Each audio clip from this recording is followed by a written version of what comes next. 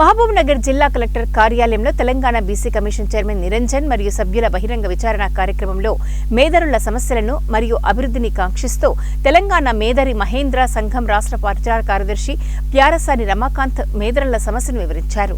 మేదరులకు 2000 వెదురు బొంగుల పంపిణీ జీవో నెంబర్ 326 గురించి తెలియజేశారు. అలాగే ఆమనగల్లు వెదురు శిక్షణ కేంద్రం నిర్మాణం గురించి కూడా తెలియజేశారు. చాలా బాధతో మేము విధానించుకుంటున్నాం సార్. మాకు ఎదురు అందించాలి. మా సొసైటీలు ఉన్నాయి సార్. ఈరోజు గొర్రెల సొసైటీలు యాక్టివ్గా ఉన్నాయి, చేపల సంఘాలు యాక్టివ్గా ఉన్నాయి సార్, ఎరగల సంఘాలు యాక్టివ్ ఉన్నాయి సార్. వాళ్ళ చేపల వాళ్ళకు చేపలు ఇస్తారు, మరి ఎరగల వాళ్ళకు మందులు ఇస్తారు, మరి గొర్రెల వాళ్ళకు గొర్రెలు ఇస్తారు సార్.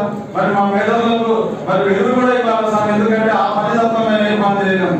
ఈ రోజు ఏ శుభకార్యమైన అశుభకార్యమైన కూడా మా మేధలే అవసరం.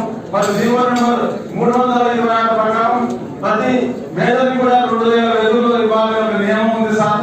మరి ఈ రోజు వెదురు దొరకక వేరే పని చేయలేక అస్సాం నుండి అధిక ధరలో వెదురు తెచ్చుకొని ఈ రోజు మేమంతా మరి అందులో నుండి ఆ వెదురు మాకు సరిగా ఉపయోగపడడం లేదు, చాలా దయనీయ స్థితిలో ఉన్నాం సార్. మరి దాంతో పాటు ఈ రోజు మరి బీసీలము అటు బీసీలము కాదు, మేము అది ఎస్టీలము కాదు, ఎస్సీలము కాదు, మరి దేనికి ఈ రోజు ఉన్నాం సార్. భారతదేశం మొత్తం మీద ఈ రోజు